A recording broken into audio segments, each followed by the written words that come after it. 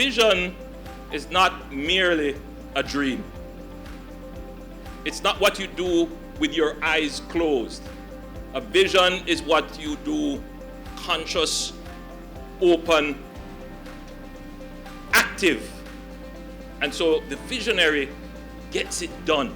And it is with a vision to foster a Jamaican economy that exceeds its growth targets that the Ministry of Economic Growth and Job Creation continues to strive.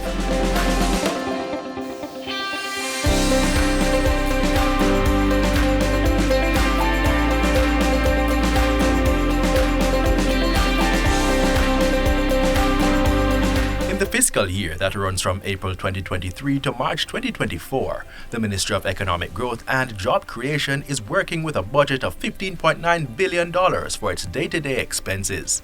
Of that amount, several agencies will have a share, namely the Forestry Department, National Land Agency, National Environment and Planning Agency, and the National Works Agency. $8.2 billion will see to road construction and repairs, other infrastructure development, and efforts to maintain the environment. From a further $1.5 billion allotted, the ministry will pursue squatter management, the strategic identification of land to facilitate housing developments, and social housing assistance programs. Water supply services will also share in the provision. The remaining amount will support economic growth and job creation activities in other areas. One component of this is the pre-investment planning for the Port Royal Master Plan, Government Oval, and the Houses of Parliament.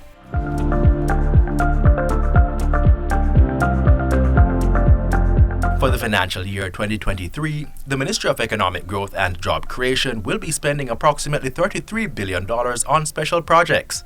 The majority share, in the form of $22.1 billion, is going to the Southern Coastal Highway Improvement Project. It is jointly funded by the Government of Jamaica and a China Exim Bank loan. It is expected that by 2024, the Maypen to Williams Field and the Harborview to Cedar Valley pathways will all achieve full completion. Motorists traveling to Montego Bay are also set to soon have a safe and reliable alternative path to the second city. The government is shelling out $7.2 billion to make this a reality. The project will see the construction of 15 kilometers of a 4-lane carriageway from Iron Shore to Bogue.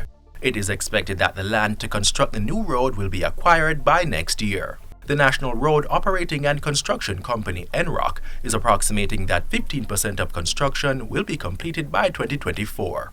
The tourist-filled capital will also see some road rehabilitation in its environs. Still on road repairs, residents of Grange Lane in St. Catherine can look forward to rehabilitations in that area.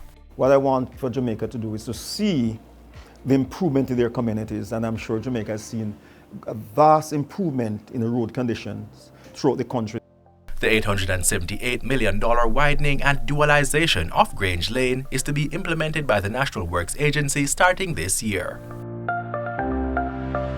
Entrepreneurs may want to celebrate the $1.1 billion that has been allotted to the Big E program. Funded by the European Union and the Inter-American Development Bank, the program was established to promote sustainable and robust growth among startups and MSMEs. A further $750 million will support access to finance for micro, small, and medium-sized enterprises. The program, which has been extended to January of next year, will see a complete capital injection into the SME Fund. The IDB-funded Credit Enhancement Fund, also designed to help MSMEs access financing, will wrap up activities with a $24.3 million in capital injection. It will end September of this year.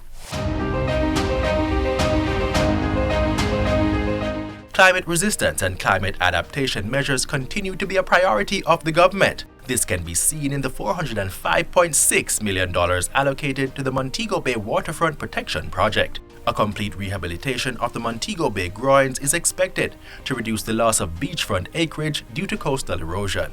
Likewise, the IEE Co and the Pilot Program for Climate Resilience PPCR2 programs, which received $146 million collectively, will assist in climate adaptation efforts. Resilience, recovery, and renewal are very important concepts to the future development of Jamaica.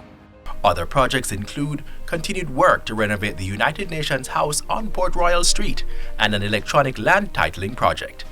We have the capacity to pursue huge, major development projects include the people, preserve the environment, and improve the general aesthetics so that the human condition and the human development can be maximized.